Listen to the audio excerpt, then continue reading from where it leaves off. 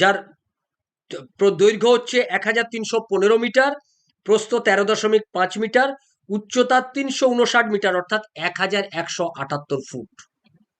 এই চেনাব সেতুটা তৈরি করা হয়েছে। এটা ভারতীয় ভূখণ্ডের সঙ্গে জম্মু কাশ্মীরকে যুক্ত করে দেওয়া হলো। চেনাব নদীর ওপর তৈরি এই রেল সেতু। সেই রেল সেতুটা আজকে নরেন্দ্র মোদী শুধু উদ্বোধন করলেন না, ওই উদ্বোধন করার পর তিনি ফ্ল্যাগ হাতে, ছবিটা দেখছেন আপনারা স্ক্রিনে, ফ্ল্যাগ হাতে তিনি সেই ব্রিজের ওপর দিয়ে একা হাঁটছেন, ফ্ল্যাগ হাতে, ভারতীয় পতাকা নিয়ে।